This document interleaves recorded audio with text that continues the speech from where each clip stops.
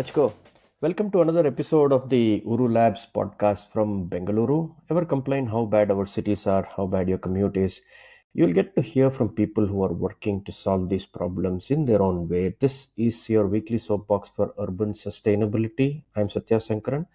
I am joined today by Srikanth Vishwanathan, Chief Executive Officer of the Janaagraha Center for Citizenship and Democracy, whose mission is to transform the quality of life by working with both the citizens and the government. I've known them working in the city for almost 20 years now. His focus area in the urban sector has been city systems. Reform spanning Janagraha's flagship report, the annual survey of India's city systems. Maybe he'll tell us more about this huge acronym called A6 and municipal finance reforms. Srikanth has been an associate member of the Institute of Chartered Accountants for India for 14 years, so we know he's a good finance guy. And I know Janagra has been doing a lot of work in the city on the infrastructure part, the tender sure roads that you see, to the property tax that you pay. They have been behind a lot of the reforms that you see in this city and many others across the country. Welcome to the show, Srikanth. Thank you, Satya. Thank you for having me. I just want to dig in with this big question I have. I've been hearing people say there is no money for this or we don't have enough money for that. Where is all the money in our cities going? So it is true when people say there is not enough money, it is actually true. It's true for the country, it's true for our states, it's true for our cities. Nobody can deny that. The 15th Finance Commission has yet again emphasized in their report, in their final report, that India does not have sufficient development capital, which essentially means if India as a country were to aspire to meet basic levels of human development outcomes for all our citizens, and we ask ourselves, do we have enough money for that? The answer is we don't have enough money for that. So empirically speaking, that's actually true. That is a fact. But it's equally true that there is no assurance that the money that is already available is being spent in the best possible way. And there is opacity around how that money is being spent. So let's be clear about both the aspects. So there is a problem with the fact that we don't have adequate finances, but it's equally true that there's very weak accountability for the finances that are already there. So in the case of Bengaluru, frankly, a lot of the money goes towards paying salaries, towards operational expenses of the BBMP and so on. And then a lot of the money that is being spent on infrastructure works in the city, frankly, do not come from the BBMP themselves. They are back to back funded by the state government. So if you take two large buckets of funds, you have one bucket of funds, say, like the Nagarotana grants, which are tied grants coming from the government of Karnataka, where the government of Karnataka almost uses the BBMP as an outsourced contractor, saying, I will give you money, but please use those monies only for project A, B, and C. So that's one chunk of funds, which will only go for what the government of Karnataka assigns. Normally, those, by and large, have to do with the road works, drains. They look at roads, footpaths, and drains together, frankly. And then some of it may go for aspects like solid waste management, etc. The second pool of funds, which a large pool of funds that the BBMP gets, you could say is from central schemes and missions. So Swachh Bharat mission will give some funds, Smart Cities mission will give funds. There is the Amrit scheme, a lot of which goes towards water supply, sewerage, stormwater drains, some of it for parks and playgrounds and so on. So those are also tied funds because the Swachh Bharat mission funds can only be used in the broad area of solid waste management and some of it for liquid waste management. You can't use it fungibly for emerging needs of the city. So I'd say these are the two big buckets of funds, and most of them go towards, I'd say, roads, drains, footpaths, some of it to solid waste management and so on. A lot of it is also assigned for capital works. There's very little money that comes for operations and maintenance. People love creating new assets, but they don't like to spend money on maintaining those assets. Therefore, most of the money that BBMP earns for itself is just enough, or just enough to pay for its own bills. There's very little surplus that is available in the BBMP to invest in the city for its future growth. So it's largely dependent on the government of Karnataka and on what it gets from the union government. What is this earnings really? To me, it appears that property tax is the only big thing that they have going for themselves. Is there any hope for them earning anything at all? I'm not saying they may have to do a surplus with their earnings, But what you see is the gap between their earnings and how much you're saying almost all of the monies that infrastructure needs is not even being earned by them. It's just being given, granted by the state government through all of the schemes. How much do you think is this shortfall? Is there any hope for them to earn money and build? Like they say, we are paying this tax and other tax, and you say the BBMP needs to give us better infrastructure. But going by what you're saying, they aren't building any infrastructure with the money you pay as tax. They are barely able to even survive with the money we pay as tax. Tell us a little bit about how you're thinking about what BBMP and by extension city corporations can do with their literally try to earn money from whatever else is there on the ground. Satya, as you are aware, our municipal corporations, municipalities, and nagar panchayats, including Bangalore, are under the thumb of their state governments. State governments pretty much control the destinies of these municipal corporations, municipalities, and nagar panchayats. So, frankly, if you ask me, do they have a lot of elbow room to flex themselves and raise revenues on the strength of their own balance sheets, their own powers and functions as per their respective state municipal acts? The answer is no. They are the fact that the state municipal act is a state municipal act and not a city charter or a city act means that only the state government or the state assembly can give them the required powers to raise more revenues. So I'd say if we are expecting a transformation, if we are expecting self-sufficiency over the medium to long term in the BBMP, and so also for all our other municipalities in India, this will not happen unless we reimagine the architecture of finances for our cities, which essentially means we have to think about one of two things. One is, how do you re-architect fiscal federalism in India? To simplify, how do you re-architect the basis on which cities receive grants from the union and from their state governments? Now, currently, what are these grants? There's a Union Finance Commission, which comes out of the formula, which comes out of an amount that it recommends be paid out to municipalities, as some of them tied, some of them untied over a 5-year period. So it's a finance commission award. There are also state finance commissions, which are largely dysfunctional. Then there are discretionary grants from the state governments and so on. So this architecture has to be reimagined where they get a larger share of these grants. For example, either the Union Finance Commission or state governments or state finance commissions could think about giving back a larger share of GST in a targeted manner to cities. Now that the GST regime is somewhat settling down, and Maharashtra has done this, Mumbai does get a share because Mumbai had a legacy of getting octroi and local bodies taxes, which were based on the economic growth of the city and therefore are more buoyant. So there are ways to do that in that manner, which is thinking about a different formula based on which cities receive money. The second is giving more powers to the city to collect more number of taxes, to reset the base on which tax is collected, or to assign certain taxes and revenues to the city. For example, when new buildings are constructed, you pay stamp duties and registration charges, which goes to the state government.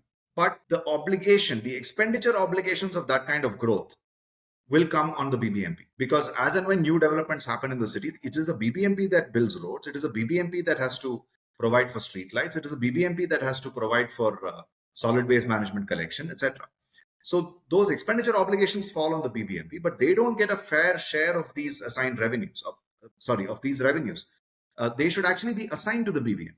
A fair share of stamp duties and registration charges. Similarly, motor vehicle registration charges. A lot of the wear and tear on the city roads happen because of motor vehicles. But motor vehicle registration charges go completely to the state government, and a fair share of motor vehicle registration charges do not come back to the BBMP. The BBMP's ability to levy parking charges on paper may exist. Bombay, for example, does a much better job of levying parking charges, right? Which is important as a public policy tool to disincentivize private vehicle use. But it's also important for revenue collections. As far as the BBMP is concerned, I don't believe today we don't even have an elected council. Even if the elected council were to exist, it is virtually impossible for the BBMP to think of a radically different parking charge policy without the permission of the state government. So I'd say two broad ways: fiscal decentralization, revenue optimization. I'd say these are the two ways in which this can happen. Do we have line of sight over that currently? The answer is no. We don't have line of sight. As far as what we can see today, the BBMP will continue to be dependent significantly on state government.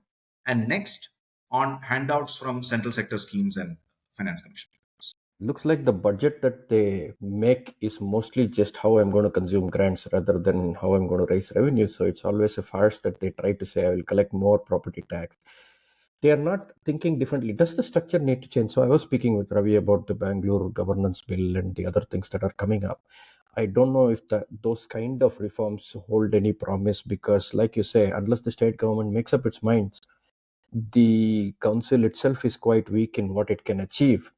And if they are strengthened, maybe they can think of all these. And like you said, there are more things that the state government can do, and a lot of the services are not even provisioned by BBMP, right? I mean, you have so many parastatals provisioning everything under the sun. Even the waste is now a separate corporation to get away from the clutches of inefficiencies. They have created so many corporations that the BBMP itself is a shell. Where do you start with this financing thing? Do you think it's okay for them to just be a shell for the state government's funneling, just like you said, a contractor for the state government? Is that how we should envision a city government? Because if there is no accountability, we aren't going to get anything better, right? So let me unpack this question into three different ways. There's a lot in what you said, Satya. I'll cover them one by one. On the first question, the budget in a manner of Hmm. speaking, the BBMP's budget is problematic not just because about 50% of its funding comes from the union and state government, but also because of the variance between budgets and actuals. The BBMP's budgets are aspirational more than being realistic. Uh, the variance across civic agencies in Bangalore, if I also take into account BDA and BWSSP, is of the order of 46%, which means the quality of the budget is pretty poor. One doesn't know which of what they promise, which actually gets raised as money and spent, and which won't. So the budget is hugely problematic as a statement. Second, credit where it is due. The BBMP's property tax collections have registered a fairly brisk growth. So they have raised in the last 3 to 5 years. I think they've done. I don't want to say they've done very well, but I'd say that they've done relatively better than they have done in the past.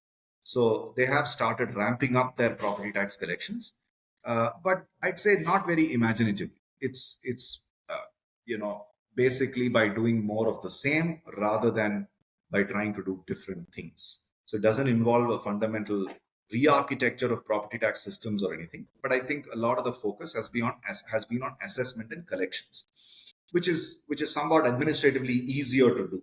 Essentially, trying to map properties that have so far not been paying, and also figuring out whether residential properties have converted themselves to commercial properties. Have they built on top of have they built an additional floor, making them liable to pay more property taxes and so on.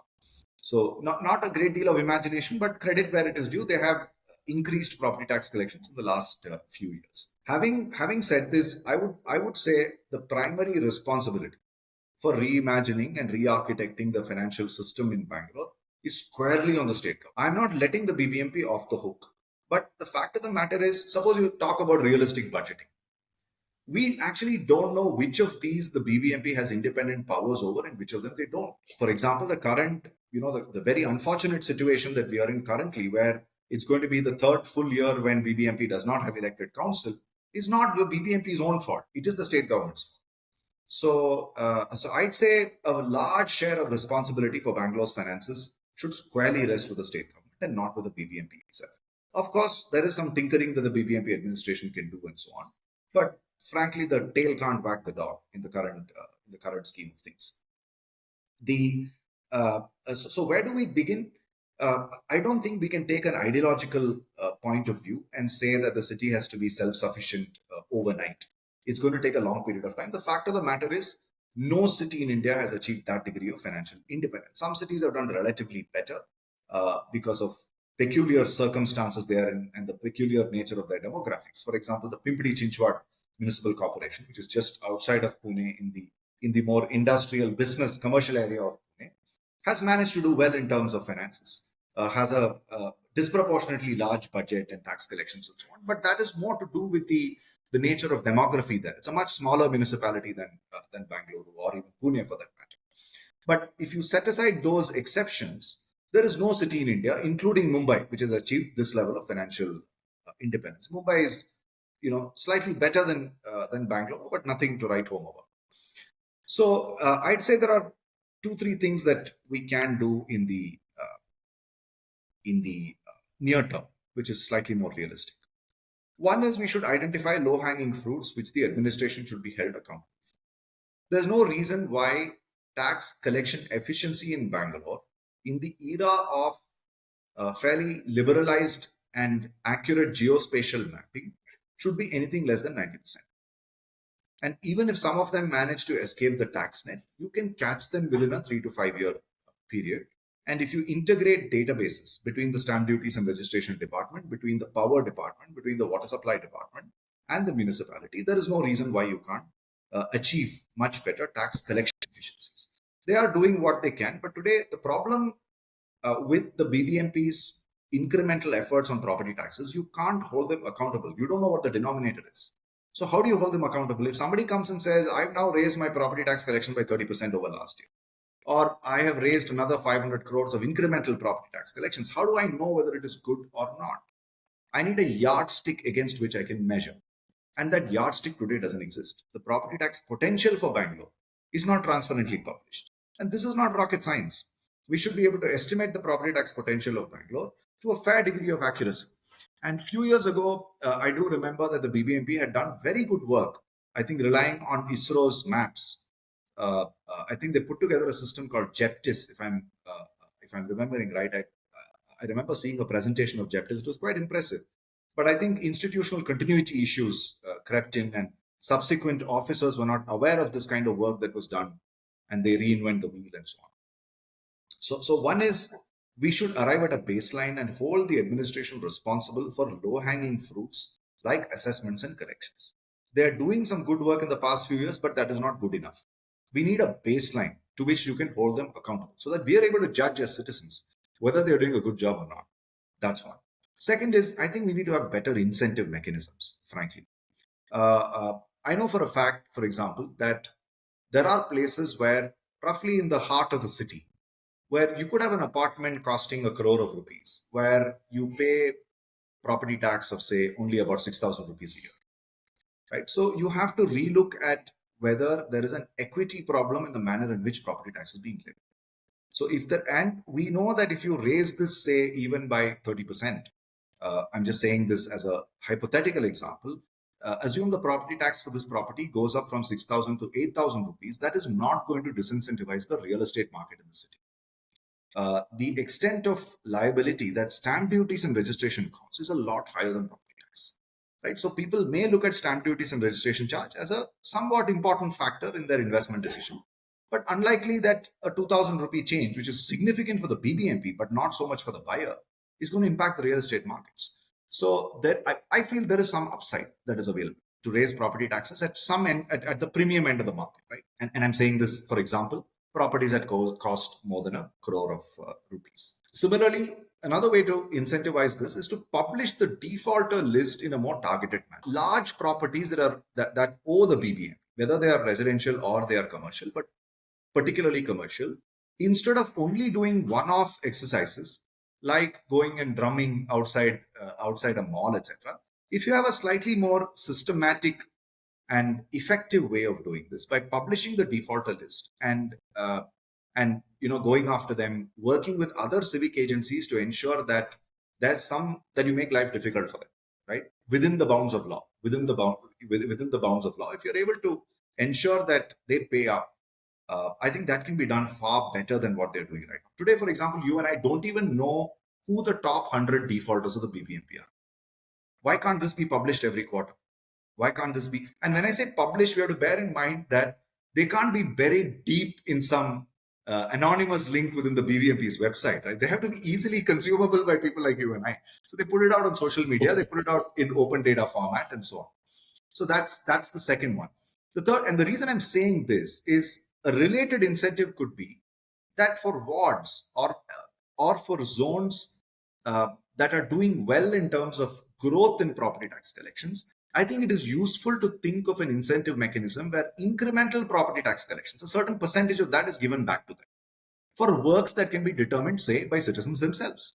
So it helps citizens monitor the property tax collections of their own ward, in a manner of speaking. We have to work out the details. I'm just throwing up an idea. I remember reading about a campaign that Janaagraha themselves had done even before my time called What Recipe? Revenue enhancement through citizen participation, right? So I think we have to think about incentive mechanisms to improve this integration of databases between the stamp duties and registration department, which have done a somewhat better job than the, of mapping properties. And every time a property gets registered, you should make sure that there's an alert that comes to the BBM. Similarly, we know that BESCOM has done a good job of metering and collections. Now, it's not a one-to-one correlation, because a single property with a single property tax ID may actually have multiple electricity meters. But there are ways to do data analytics and big data analysis, etc., and get to the bottom of this. So there are a few things which are in the realm of administrative actions where you can hold them accountable. The second thing I would say is thinking about fiscal decentralization more seriously. I really think that Indian cities pending fairly major overhaul in decentralization itself, which is an agenda that is not gathering steam. As folks working in the area of urban decentralization, we can tell you with reasonable conviction that we are seeing the winds blow in the opposite direction. Even in states, irrespective of political parties in various states, the impulse for decentralization is actually weakening and not strengthening.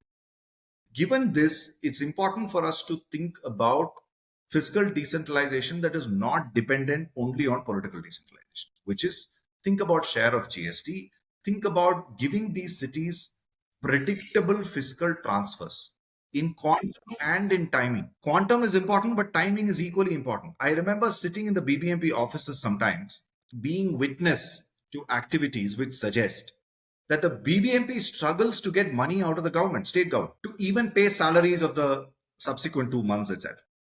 So it's not just about the budget size, it's about whether you have cash in the bank. It's one thing for the government of Karnataka to say, I'm giving the BBMP 6,000 crores of money, but the BBMP should be able to predict each month how much money am I receiving from the government of Karnataka and do I receive it on time. So predictable fiscal transfers in terms of quantum and timing through some tweaks, both at the Union Finance Commission level and at the State Finance Commission level. Even if the State Finance Commission is not being rejuvenated in the way it needs to be, then the state government should do it administratively. So that's the second piece that I want to say. In the least, I would think that a city of the size and economy of Bangalore does deserve a proportion of its economic growth to be reinvested in the city. That means a share of GST should come back to the BBMP and to even other civic agencies. So that could be a great beginning for us to begin with. There are a few other smaller revenue streams I'm not emphasizing much on, but I would emphasize on assigned revenues, which can happen pretty much in the next 2-3 months. A share of stamp duties and registration charges and motor vehicle registration charges should definitely come back to the BBMP. The expenditure obligations are directly on the BBMP. So that's the third thing that I want to say.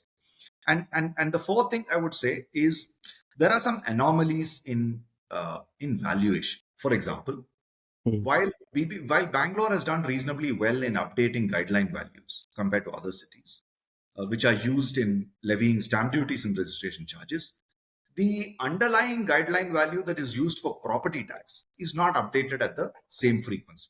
This is a completely unnecessary change. Whatever guideline value is applicable for stamp duty and registration charges, the same should apply in the same manner for property tax. So they unnecessarily meddle in some of these things and delay application of the latest guideline. I would also like to say that for a city, land and property is invaluable. BBMP and Government of Karnataka is not doing a great job of inventorizing public lands in the city and evaluating whether they are being put to the best socio-economic use. Some of them may need to be monetized. Some of them may be used for socio-cultural purposes. Some of them may be completely used for social purposes in a completely subsidized manner. That is a political decision that needs to be made with appropriate participation. But today there is not even an inventory of that land. And that land is getting encroached. That land is not being put to best use. So I think an inventory of public lands is something that can happen in the near term. And a transparent evaluation of that land. I'll give you an example. About 10 years ago, there was a parliamentary standing committee report which mentioned that the Ministry of Defense is holding 5,000 acres of excess land just in Bangalore. So we know that Bangalore is historically a cantonment town. And they have cantonment areas in different parts of the city. It could be near Alsur, it could be near the old airport road, Kormangla, Ijipura area, some of them in Iblur. There could be other places as well. But the Ministry of Defense, by its own estimate, is holding 5,000 acres of excess land. What does this mean? They estimated a certain land requirements for their needs, and they have 5,000 acres in excess of that. Shouldn't the government of Karnataka be negotiating on this and give this land back to its citizens? Yes, there is fear. I have heard this from multiple citizens saying that if this land goes away from defense, they won't be green, that land sharks would come and take away that land, right? That there would be suboptimal usage of the land. But that, I would say, is not a good enough reason.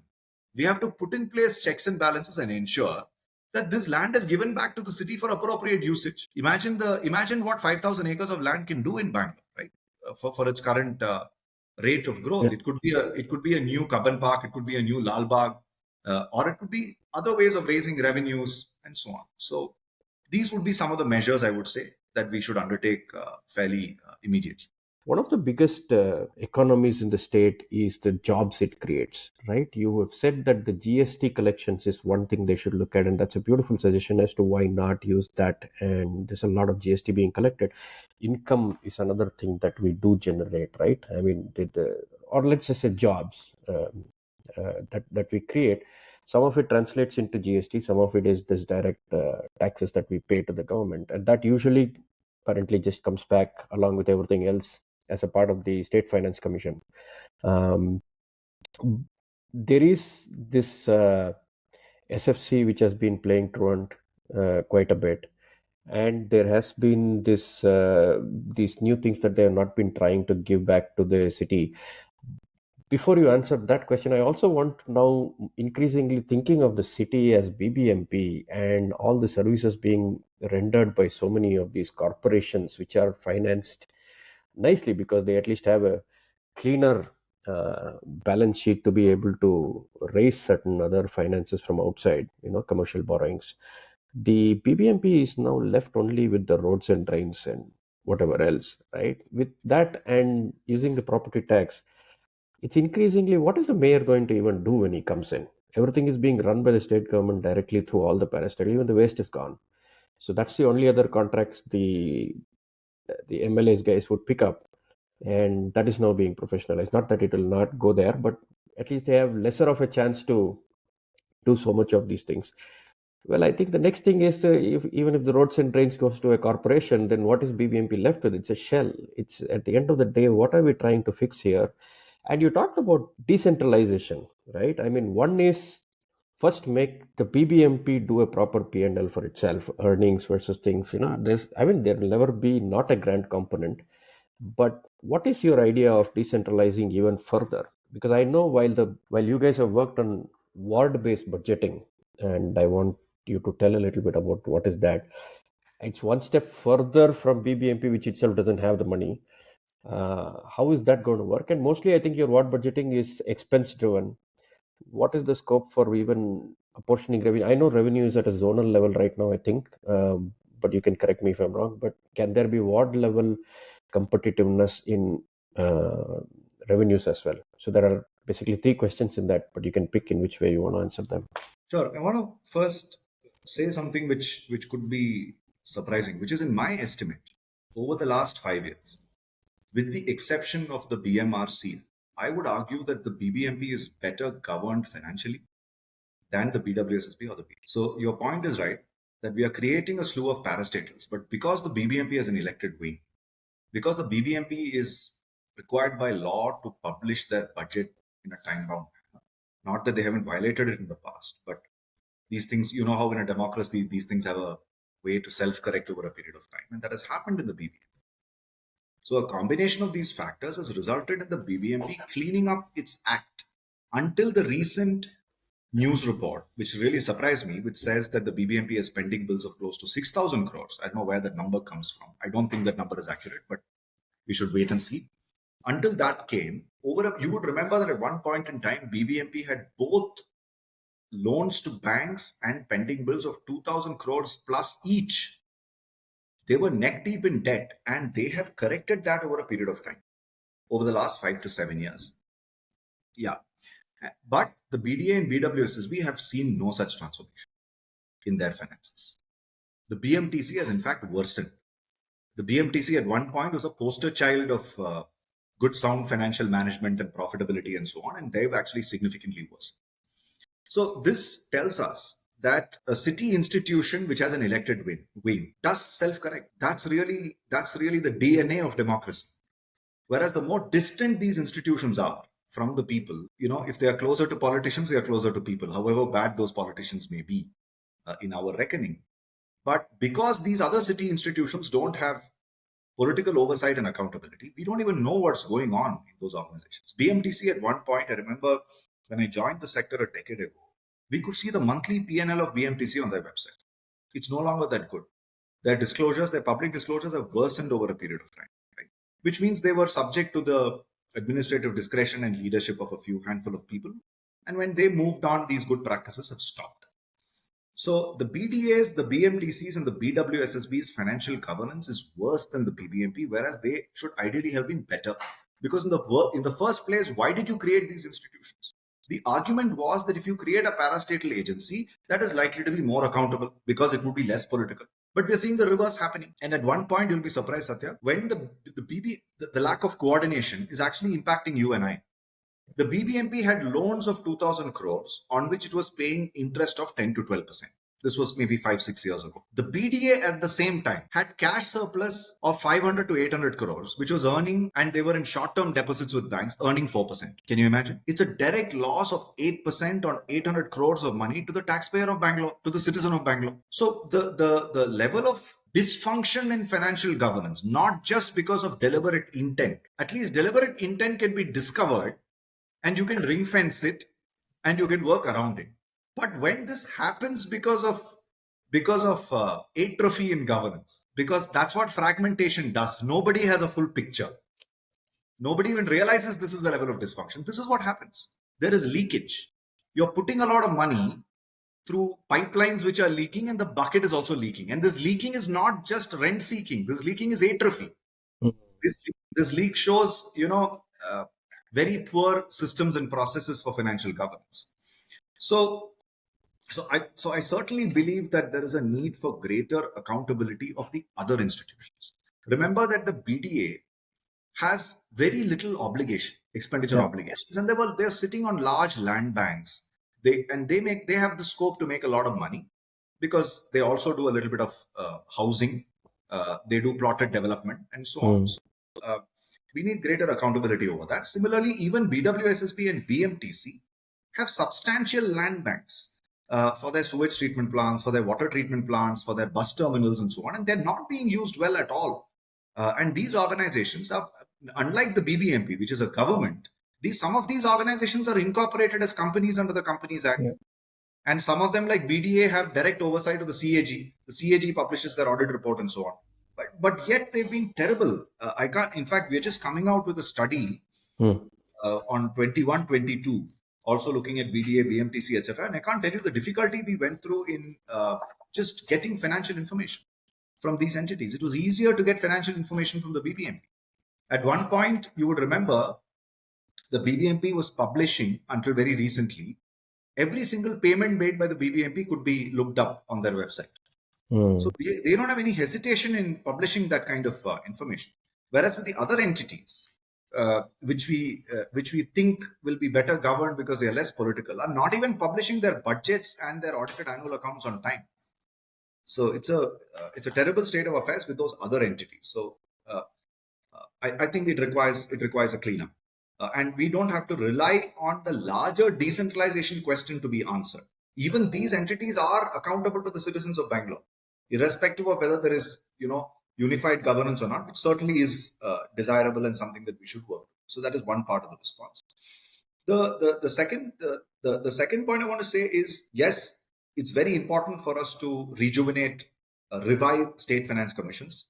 Throughout India, they are dysfunctional. Again, in the next 3 or 4 months, we are publishing a landscape study on state finance commissions across India, and we find that they are largely dysfunctional. I don't want to prejudge the findings of the study, but my own hunch is that Kerala and Tamil Nadu may be relatively better, but even that I doubt is up to the standards to which they were imagined under the 74th Constitution. And even as we work on the track of reviving State Finance Commission, we need to be aware of the political economy signs, right? The same factors which are inhibiting political and administrative decentralization will also inhibit the revival of state finance commissions because it takes away discretion from the political system. And this is not going to be an easy battle for us to win.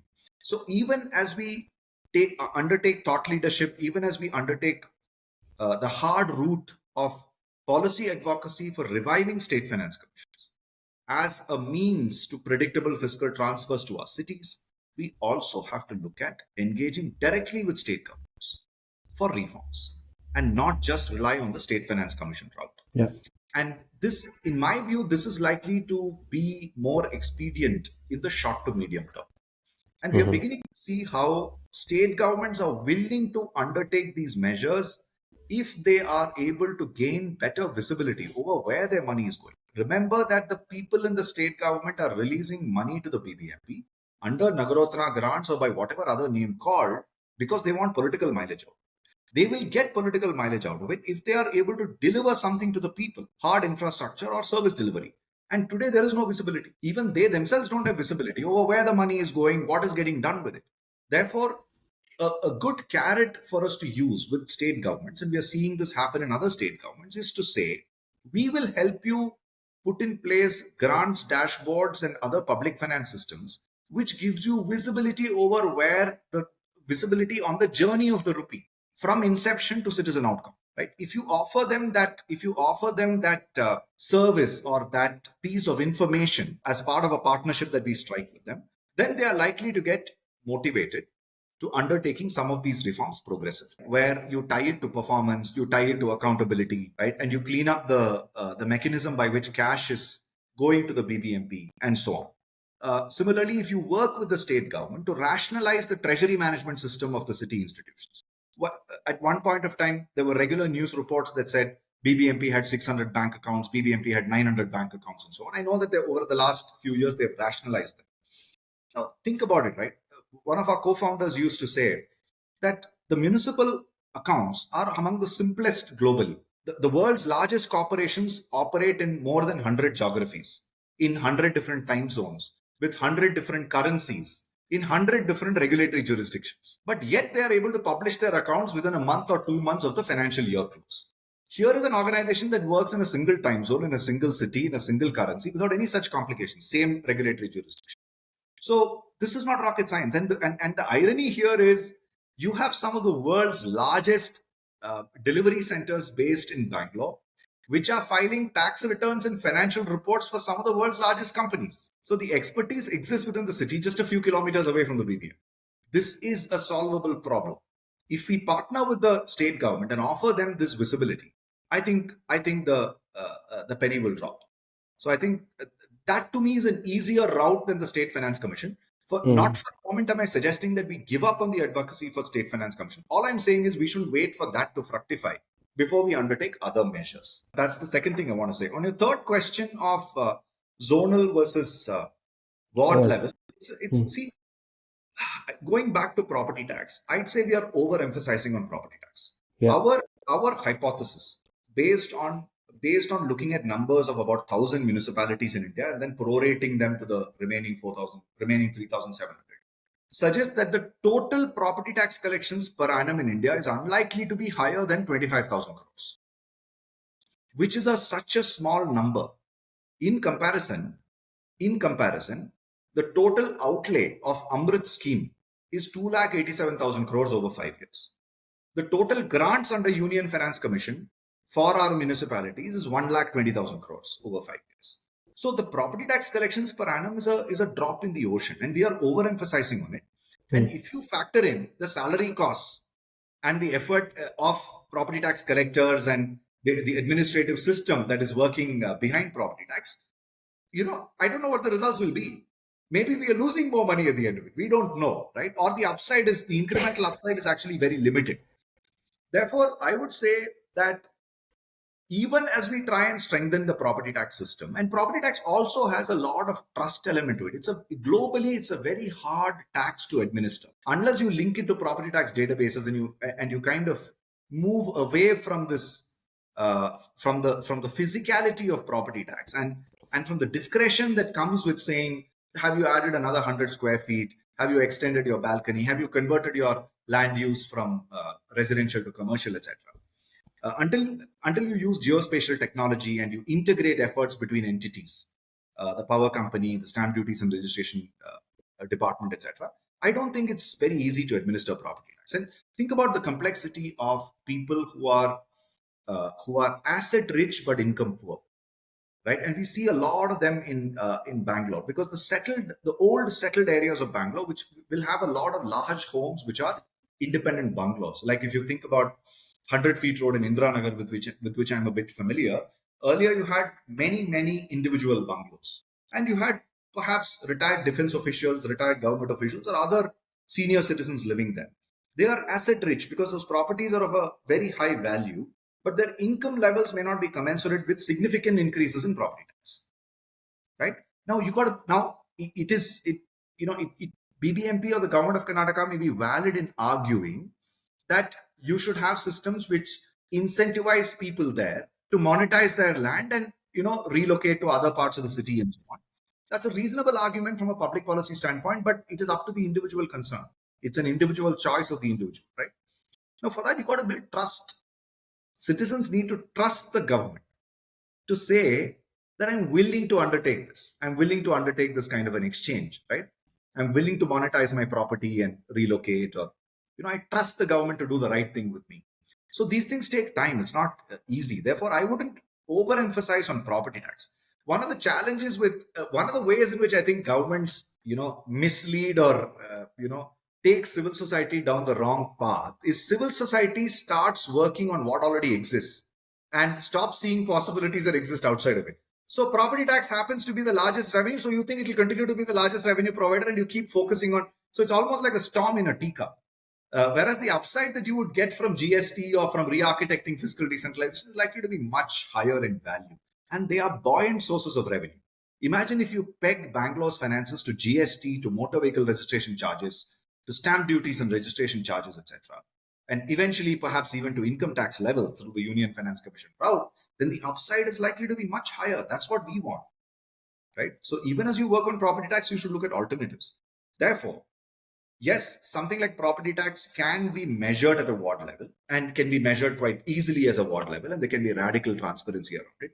But we also have to think about the ROI on our efforts in doing that, both within government and in civil society. No, I think that's a valid point, because this is what I've been chasing for quite some time, is that there are so many things other than just property that's going on. We end up speaking about it a lot more, but the economy is more than just the property and the built form, right? And now the the money from the motor vehicle taxes, I think, is already going into the DULT's SUTF, the State Urban Transport Fund, a small cess out of it.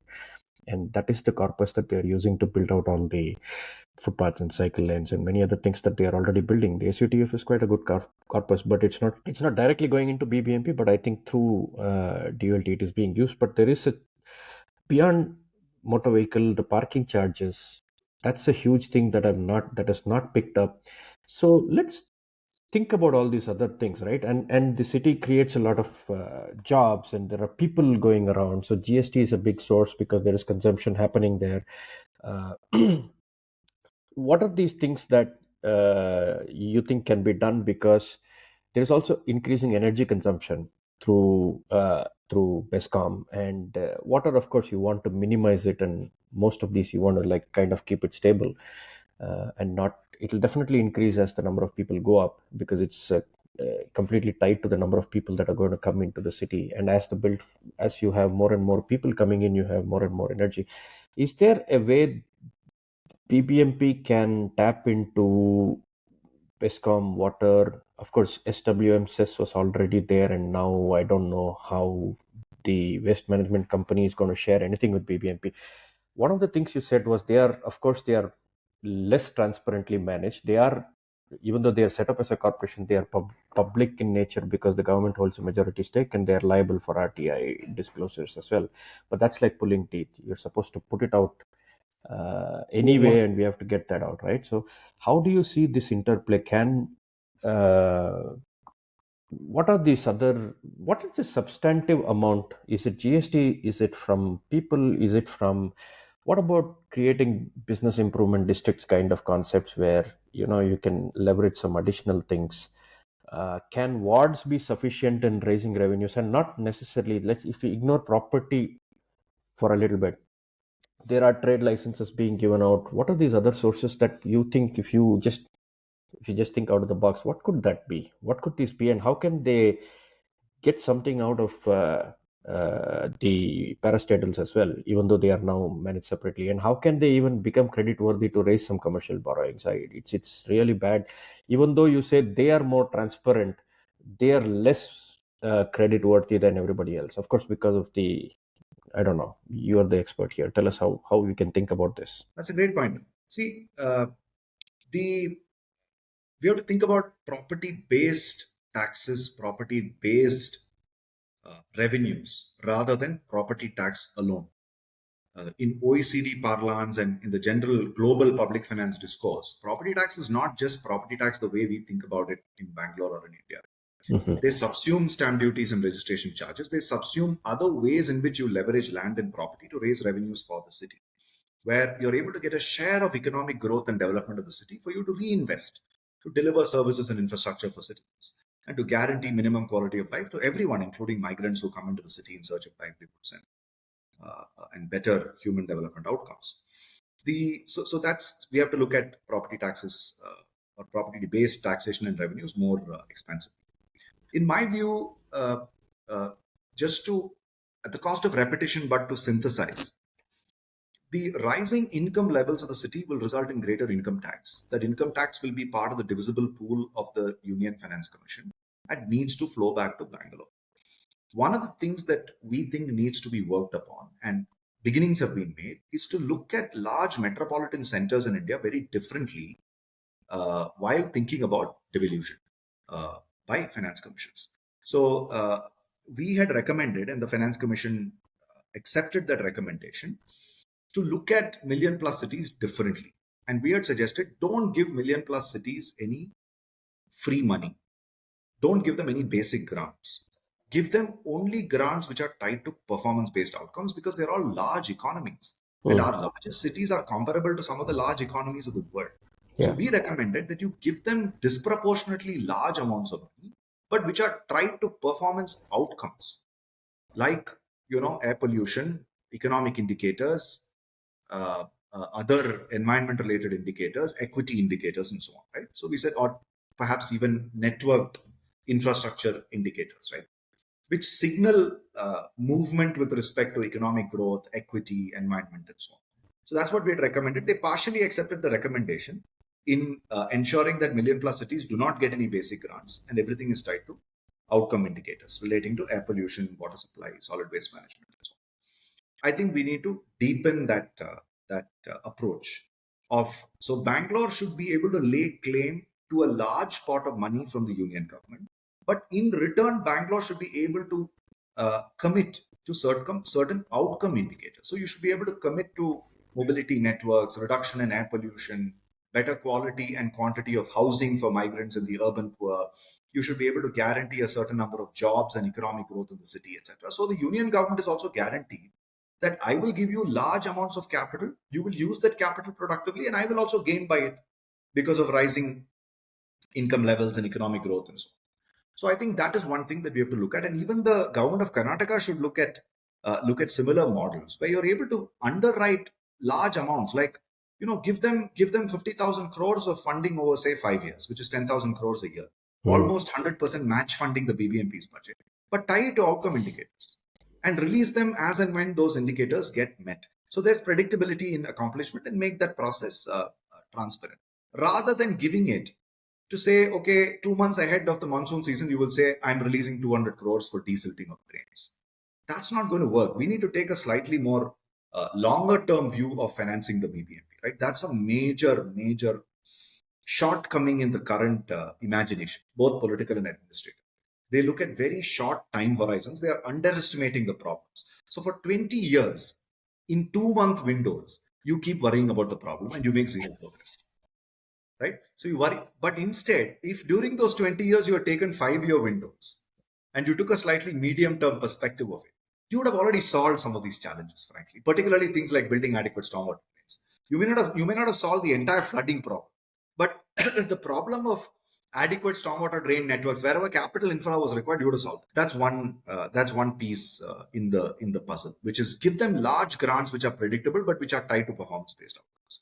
The second thing is that think you talked about business improvement districts, and I think that's absolutely the way to go, which is think about how public space rejuvenation as a rising tide that lifts all boats. You referred to TenderSure a little before, a project that was conceived by our sister organization, Janaagraha Urban Space Foundation, which also I oversee. There was a study done by IIM Bangalore, which looked at property values on TenderSure roads and on comparable controlled roads. And they discovered that the property values on TenderSure roads have gone up. And therefore, what happens is the property tax collections of the BBMP also go up. And this money is available for BBMP to reinvest in other areas and in improving the state of public infra and services. This is just a small example. This was a small scale study that was done by the Real Estate Center by Venki Panchapakesan and team at IIM Bank.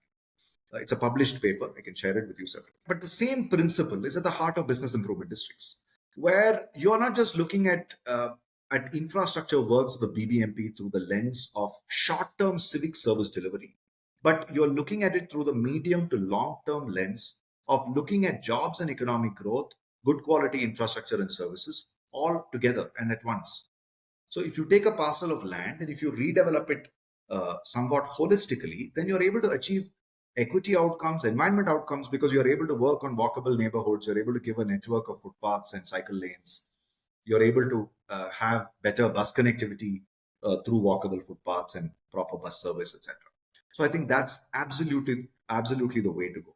I think on this front, Satya, frankly, I think there is inadequate political and administrative imagination in bank. And the civil society also, I'm afraid, is taking a fairly narrow civic grievance lens to improvement rather than taking a more holistic systemic lens to these kind of improvements. So I think the way to break the status quo in political economy is not to flog a dying horse, right? Or to flog a horse which is not giving you much returns, but to look at ideas like business improvement districts or opportunity zones, by whatever name they're called. And I think these will pay rich dividends. And even frankly, we have to remember that good politicians and good bureaucrats are also victims of the system. We've created a system that is so fragmented that there's only the chief minister and the chief secretary who is empowered to take a holistic view of a city like Bangalore. And this is true of most capital cities in India, by the way. Bangalore is not an exception. It's just a more acute example of fragmentation and of what very steep economic growth in the city can do to our cities. It's just an example of that. Many other cities are going through the same to a lower degree. So they are also victims of the fragmented system that we have created. And therefore, they need to taste success. And what opportunity zones and business improvement districts do is you are able to touch and feel improvement. You're able to show and tell what reforms look like. That's why we were able to get multi-party consensus on projects like TenderSure, right? Because though there was pain in the early years when roads were dug up and utilities had to be moved under footpaths and so on, when the project was completed, people got to show and tell. They were able to touch and feel and experience the change. That's exactly what business improvement districts will do. You're able to see the physical change. You're able to make life better for citizens. Citizens are able to experience them. And you're able to raise more revenues through taxation and through property values. So absolutely, that's the way to go. And we also need an integrated view of the city's finances. See, capital, there are benefits to aggregating capital and using them, somewhat holistically and fungible. There's no point in creating individual pools of capital. And you referred to it in the beginning, right? That you end up pulling wool over people's eyes by saying, I have money for this, I don't have money for that, etc. You're actually, perpetuating that even beyond this, beyond the entity by keeping some pool of capital in BWSSB, some in BMTC, some in BDA, some in BBMP, some, and so on, right? You need to take a slightly more integrated view. I'm not saying it's easy to do this because these are all independent legal entities, right? But the government of Karnataka is empowered enough to look at ways to do this, right? And now you're saying under DULT there is a SUTF and so on. And if what you're saying is true, I think it's a very progressive measure. But we have to be far more ambitious, right? We should look at many more revenue streams flowing in, and this being not just be within DULT, but also be able to service BMTC and BBMP and so on. And we need professional management firms. Tamil Nadu has done some experiments on this. The National Infrastructure Investment Fund under the Ministry of Finance is a good example of private sector management bringing in progressive thinking and building a new institution within the government system and so on. So we need a lot more ambition. We need a lot more imagination in this. And finance, unlike land and planning, unlike municipal staffing related reforms, unlike political decentralization, and unlike citizen participation, finance is a language that everybody understands. Politicians understand the language of money. Bureaucrats understand it. Contractors understand it. Private sector understands it. Citizens understand it. Because it's finite, it's measurable. And therefore, the reforms in finance systems can happen much quicker than the other areas of governance. That leads me to the final thoughts around when you said citizens understand it. They do understand that it is easy to measure and the numbers won't lie if you put it out there. There is no subjectivity in the numbers. But at the end of the day, being able to conceptualize, you also said civil society is unable to think beyond property taxes because that's what they've been hearing.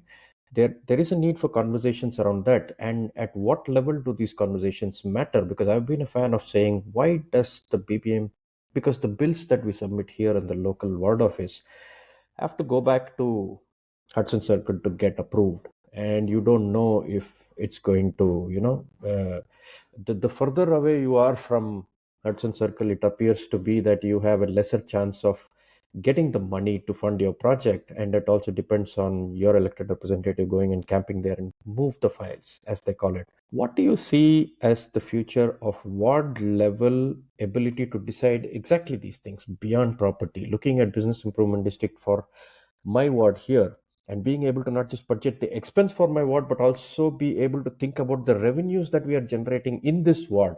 Because I know that the revenue thing, I remember reading about it somewhere, is that it's only at a zonal officer who is able to just aggregate any kind of revenue figures for his ward. And again, it's all going back to the head office.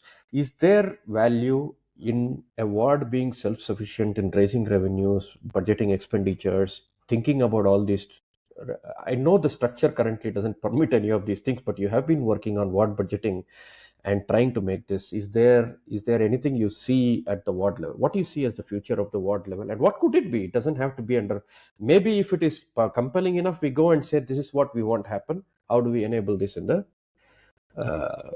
See, I see this as a long-term agenda and not a short to medium-term agenda. fair Satyam. enough? Even as we are committed to being advocates of this and kind of working on the thought leadership around this area, but my guesstimate is this is going to be a medium to long-term agenda and not even a short to medium-term agenda. The reason I'm saying this is the city itself today is not a unit of governance or of economy. Yeah. Right? Most measures of financial and economic performance are not even available at a city level. And we just spoke about it, the fact that they are fragmented and there is no integrated reporting mechanism. I do see a lot of value in ward level. And at the heart of this problem of fragmentation is we don't think about the city as a place and as a people. We think in India, we think about the city as an aggregation of services. Right? Who is the prime minister of the country? The prime minister of the country is the senior most political executive governing the place called the country. All other sectoral heads report to the prime minister. Similar with the state, the chief minister's governance unit is a place and the people living in that place. It is not a sector. The state chief minister does not report to the minister of water. It's the reverse. But in the city, it's not the same. And India is a laggard in this globally. Philippines, Indonesia, South Africa, Brazil, Mexico, even pure economies. I'm deliberately not taking examples of advanced economies. All of these countries, either constitutionally, in the case of countries which had the benefit of redoing their constitution after military rule or apartheid, etc., or other countries statutorily, have managed to treat their cities as units of governance and economy. So for them, the place supersedes sectors. But in Bangalore and other Indian cities, that's not the case. The state government views the city as an aggregation of services and infrastructure, right? That lies at the heart of the problem. And that problem will again manifest itself even at a ward level. So unless we solve the problem at the city level, it is not possible for you to solve that problem, because the ward is even a smaller unit of a place. But it's very much necessary. And you have to look at it both as, to take a cliched example, some of the examples that you said, why should a bill get presented at the ward level and travel all the way to Hudson Circle and come back, etc., are easily solvable problems. Parts of the Indian government are already solving it. And that's a public finance problem that can be solved, which is a supply side measure saying, and the current fracas that is happening over contractor bills and payments, etc., is completely avoidable. Using simple technology and using simple reforms in public finance policies, it's easily possible to solve this problem. And there are states in India, there are sections within the union government which have already solved it. So this is unforgivable for BBMP in 2023 to be discussing fake bills, fake contracts, payments, etc. is laughable. So there is no excuse for this. This problem has to be solved, right? And it can be solved. There are organizations sitting in Bangalore, Janaagraha being one, but there are others like eGovernments Foundation, which are doing this pan-India, putting in place cutting-edge public finance systems, right? So that this is inexcusable. It has to be solved immediately, and it can be solved. The piece on ward level, and so that's on the supply side. So on the supply side, things like transparency in tendering, contracting, project management, payments, ensuring that reconciliations happen, payments happen on time, there's budgets, audited accounts get published, etc., are one part of the equation. The other side of the equation, which is very important to build trust with citizens, even business improvement districts, even opportunity zones, all of them can work if you're able to do a partnership with citizens, because you're going to be redeveloping large parcels of land, and that's going to inconvenience people. They are going to protest, and you have to build trust in them that at the end of it they will gain, they will benefit, right? They will reap the fruits of hardships that they are experiencing. For that, how do you build trust with citizens? I think transparency is a very sensible way to build trust with citizens. And today I know for the fact that it was eye-opening for us that, in my view, the inhibitor to transparency is not really a fear that some things that should not come out will come out. Because anyway, a lot of the rent seeking happens not on the books. It happens in the contracting world, etc., right? So there is actually no major resistance to publishing information, right? But they don't see the benefits of it. They don't see the value of publishing information and the benefits that it gives in the form of increased trust with citizens. They're not able to see it immediately. And we've seen this very closely, Satya, in Janaagraha, where when you call the elected councillor, ward level official, and citizens for a meeting, the government folks, bureaucrats and elected representatives, are very scared of whether they'll be thrown on the mat. So they will always ask you what will be the format of the meeting, who all are attending, what will be the questions that are asked, etc. Because the general, in Bangalore particularly, what plays out is, and rightfully on behalf of citizens, the citizens will take them to task. But if you're able to curate these meetings in a manner in which it is information that lubricates the meeting and people speak to a set agenda, then it is possible to start the trust building process, right? But I guess both in civil society and in governments, I don't think we are taking participatory processes seriously enough. It is not just about notifying a ward committee. It is about how exactly will the ward committee happen? What information will you provide to citizens? Who will chair the ward committee? When will you publish the agenda? How much notice will you give? Where will you hold this meeting, right? How will you manage time? Who all get to speak? These nuances really matter in the trust building process. And like you mentioned, information is a very important ingredient in building this trust on both sides, because citizens will discover that everything is not hunky-dory on the government side. It's not that they have all the money in the world and therefore whatever they want will get done. But citizens will empathize and they will understand, but you have to involve them in the prioritization process. Similarly, governments will start understanding that if they publish in fact, many times when we've held ward sabhas in the past and we put out ward level information and we brought together ward level officials, elected representatives said, we never knew that this is the amount of money that's available in my ward. We never knew that these are all the works that are happening in my ward. Sometimes they even said, we never knew these are all the officials servicing our ward, right? So there is merit in demand side processes being strengthened. But currently, I must tell you, there is this tension that is there between civil society and government, where this trust building is not happening. And I think it is information that can act as a lubricant. If you put out financial information and projects information, and if you curate the meeting carefully, I think this trust building process will happen. And for that, you do need ward level information. And I would even argue for sub ward information, because the wards in Bangalore are becoming more like medium sized towns in Europe and US. In US, you have cities with 5,000 people. In Bangalore, we have wards with 50,000 people. So we need even a sub-ward level conception with geospatial technology. It is possible to arrive at that information. You may not be able to do a ward balance sheet and ward P&L, but you certainly can provide ward level project information, ward level revenue information, property tax, etc. That's definitely possible. It's doable. The ROI on this is very high. So On if a that, few of us come together, we can crack this for bank.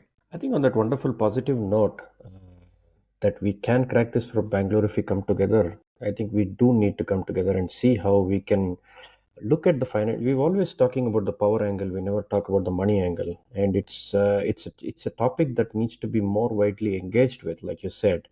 And the transparency piece is, I think it's a chicken and egg. They need to start. Even today, we are kind of fighting. Why can't you just put out what you have so we can see and we can come back? I think efforts are being made. Like I said, BBMP has been pilloried quite a bit. It's time to also get the parastatals to do some of the work, and see, they also put it out and see all of these in conjunction and build the dashboard you're talking about. There's a lot of work to be done in this area, and I'd like to thank you for coming on the show, Srikanth, sparing your time and Pleasure for enlightening us on all minds. all of these issues, because it's very important for us to talk finance. I'll try and see if we can unpack a few of these more, and if you have some more time, let's talk about one or two of these specifically and deep dive into it, and see how we can come up with something that is actionable on the ground and people can take it up. On this note, I'd like to remind viewers to like, subscribe, and share, and see you all next week. Bye bye.